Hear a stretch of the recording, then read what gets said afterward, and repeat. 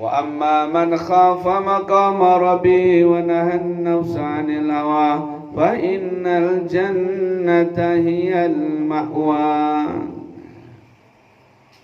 Orang yang takut kepada Allah, maka mereka akan menahan keinginan nafsunya, dan merekalah orang-orang yang surga tempat kembalinya. Jadi ulama mengungkapkan masuk surga itu 2 langkah, Bapak Ibu. Langkah pertama, langkah kedua sudah sampai di surga. Apa langkah pertama? Injak nafsu. Langkah kedua sudah sampai di surga. Dan mudah masuk surga kan? Masuk surga mudah, cuma 2 langkah. Payah paling lapangan bola belakang banyak langkah. Ya kan? Bapak-bapak dari ibu hadirin yang dimuliakan oleh Allah Subhanahu wa taala, kenapa kita mesti menjaga diri dari perbuatan dosa? Karena dosa-dosa itulah yang mengotori diri kita. Kalau kita dalam keadaan kotor oleh dosa-dosa itu, sementara kita tidak bisa mengelak untuk dihadapkan di hadapan Allah, maka ketika berada di hadapan Allah, Allah akan murka kepada kita. Allah akan marah kepada kita, sehingga saat itu Allah kasih tahu, fa inna lahu jahannam la yamutu fiha wa la yahya. Maka nanti baginya adalah neraka jahanam. Mereka tidak hidup dan juga tidak mati. Seperti hidup juga tidak hidup, tapi mati juga tidak mati. Artinya apa? Disiksa setiap saat, setiap detik, selama-lamanya. Maka oleh karena itu hadirin mulia, mesti kita sucikan diri kita ini. Karena perjalanan menghadap Allah ini tidak bisa terhalang. Sebagaimana perjalanan Isra Mi'rajnya Nabi Muhammad SAW, tidak ada yang bisa menghalanginya.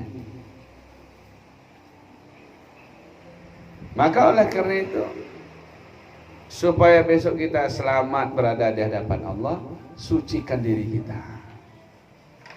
Maka Allah sebutkan, qad aflaha man zakkaha. Sungguh beruntung orang-orang yang mensucikan dirinya. Wa qad khaba man dassaha.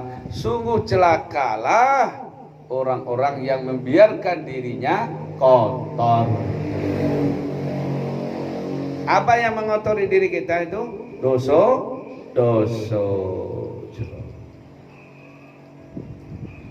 Apa dosa yang besar sekali, Ibu?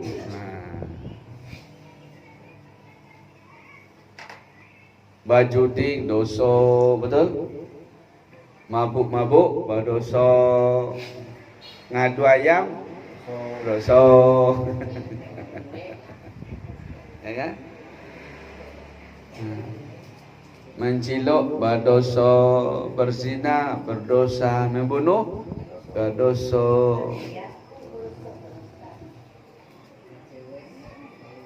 Tapi ada dosa yang melebihi besarnya dosa itu, yaitu meninggalkan sholat.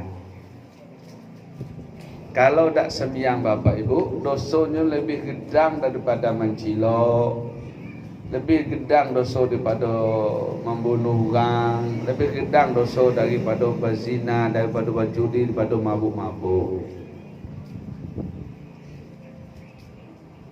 Kalau orang mencilok, boh orang sakapuang, betul?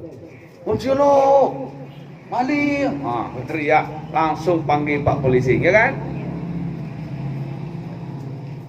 Kalau ada orang berzina, gempar satu negeri, betul?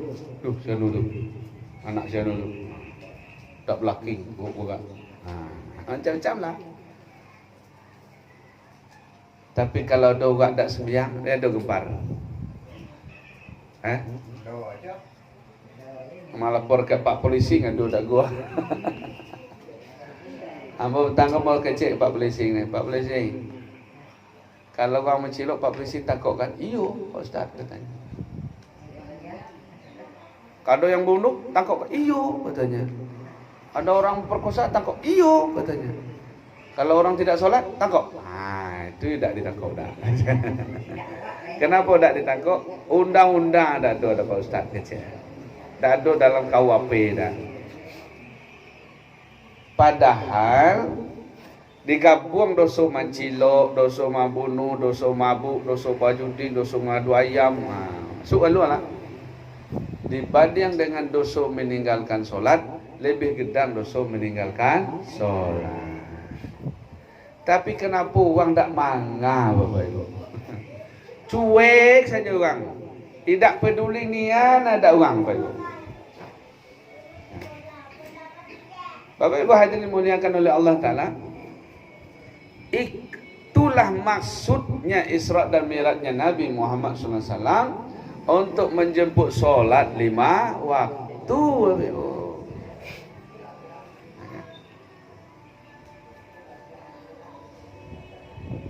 Amal yang tertinggi di dalam Islam, amal yang mensucikan orang-orang dari dosa-dosa mereka. Sehingga kata Nabi membuat perumpamaan solat 5 waktu itu, kata Nabi, seperti ada seorang bapa yang bekerja di sebuah pabrik. Antara pabrik itu dengan rumahnya ada 5 anak sungai, 5 sungai. Setiapnya balik dari pabrik tadi menuju ke rumahnya, tentu masuk sungai pertama, ya kan? Tentunya kusut-kusut je badan, naik etek. Masuklah sungai kedua. Menyelam lagi kan? Masuk sungai ketiga, sungai keempat, sungai kelima. Masih adakah kotoran pabrik yang tersisa di tubuhnya? Tidak ada lagi. Agang-agang, debu-debu, bau-bau yang tak sedap hilang. Seperti itulah kata Nabi, kesannya solat 5 waktu menghabiskan seluruh dosa. Jadi Bapak Ibu hadirin yang dimuliakan oleh Allah Ta'ala, maka dengan mendirikan solat 5 waktu, dosa-dosa kita akan diampuni oleh Allah. Ketika kita berwudu, basuh tangan, ya, maka meneteslah air bekas wuduk dari tangan kita, maka berguguranlah dosa-dosa yang pernah dibuat oleh kedua tangannya sampai tetes air yang terakhir, yang itu. Tapi kalau tidak pernah wudu, wah, dosa je siap. Dia berkumur-kumur, maka keluarlah dosa-dosanya yang pernah dibuat oleh lidahnya, oleh mulutnya. Begitu juga dia membasuh kakinya. Apalagi Bapak Ibu kalau mereka sholat berjemaah, berwuduk di rumah, lalu dia berjalan menuju masjid untuk sholat berjemaah, maka setiap langkahnya Allah gugurkan dosanya. Yang otomatis. Kalau dari rumahnya tadi ke masjid ada 100 langkah, 100 dosa lah diampuni, kena langkah aja tadi jalan ke masjid. Kalau 5 kali ke masjid sehari semalam, tiap waktu dia ke masjid, berarti sudah 500 dosa diampuni oleh Allah otomatis. Itu keras sebab langkahnya saja. Lalu seandainya nanti dia masuk masjid, dia doa, Allahumma ufirli dhunubi waftahli abwaba rahmatik. Dia langkahi kaki kanan. Lalu dia solat di belakang imam. Sampai dalam bacaan surat Al-Fatihah bagian terakhir, ghairil maghdubi alaihim waladdallin. Amin. Betul? Imamnya amin, makmumnya amin, serentak. Nabi sallallahu alaihi wasallam berikan kabar gembira. Bila amin imam, amin makmum serentak, maka malaikat pun ikut amin bersama kita. Siapa yang dapat amin bersama dengan aminnya para malaikat, seluruh dosanya yang berlalu diampuni oleh Allah, walaupun sebanyak buih di pantai, sebanyak pasir di pantai, sebanyak bintang di langit. Bayangkan Bapak Ibu, tidak mudah ngampuni dosa orang. Dengan apa? Ambil wudu, berjalan ke masjid, setiap langkah digugurkan dosa, dapat amin bersama dengan malaikat. Dosa-dosa diampuni ya Bapak Ibu. Apalagi sudah maghrib dak lak balik, duduk di masjid nunggu solat isya, ya kan? Nunggu antara dua waktu solat. Selama itu malaikat berdoa, Allahumma ighfir lahum warhamhum. Allahumma ighfir lahum warhamhum. Ya Allah ampuni mereka ya Allah dosa-dosanya. Dia doa kepada malaikat. Allahumma ighfir lahum warhamhum. Ya Allah ampunilah dosanya dan sayangilah mereka. Cucurkan mereka dengan rahmat-Mu ya Allah. Doa malaikat makbul. Maka Bapak Ibu, syaitan itu hanya ingin membuat orang solat kok kesannya susah nian sembahyang Bapak Ibu. Padahal yang berat tu puasa berat, zakat berat, solat termudah dalam Islam. Tapi karena syaitan paham, syaitan tahu dan mengerti, solat ini membuat orang ini diampuni dosanya. Kalau dosanya diampuni semua, nanti enggak masuk neraka bersama aku katanya. Syaitan enggak dapat teman. Akhirnya orang ini masuk surganya Allah. Sehingga Nabi Muhammad Miftahul Jannah as-salah, kuncinya surga adalah salat. Kalau nak masuk surga ya sembahyang. Coba Bapak. Nak masuk surga ya sembahyang. Maka Bapak Ibu masuk surga tu tak payah dah. Mudah masuk surga. Yang susah tu masuk neraka. Ingin masuk neraka, kadang-kadang berlawan dengan aparat hukum. Kenapa? Mencuri. Dah. Kalau kita solat, aparat hukum tidak melarang. Betul betul. Ada polisi negah awak sembahyang. Dah. Senang aduh. Mati you tu Pak. Rajin Pak sembahyang. Cuba mencilok. Tu rajin cilok antar Pak. Aduh itu cik polisi. Dah. Jalan ke surga tu mudah. Yang tidak senang jalan ke surga itu hanya syaitan. Maka Allah ingatkan, Alam ahad ilaikum ya bani Adam alla ta'budu syaitan innahu lakum aduwwum mubin. Sudah dah gitu nak cucu Adam, jangan kamu ikut-ikut syaitan itu.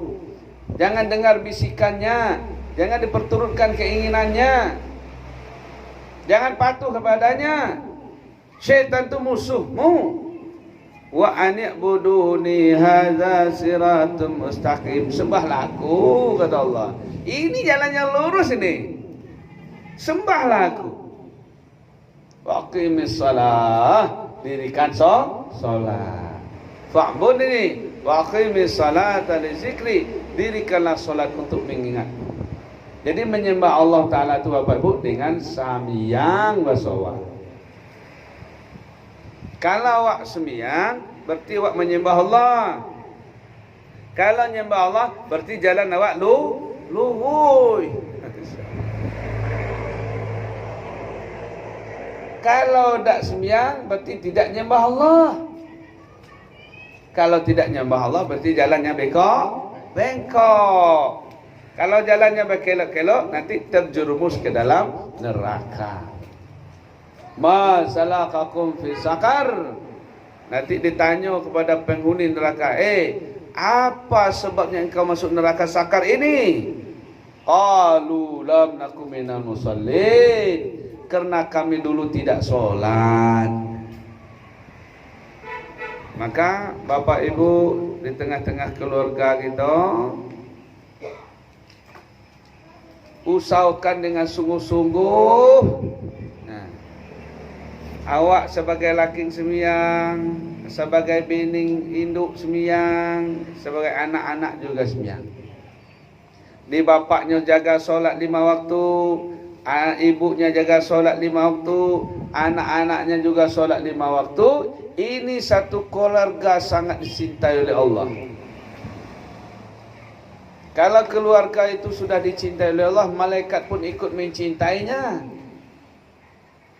Sampai malaikat pun mendoakan, ini satu keluarga ya Allah, masuk ke dalam surgamu ya Allah.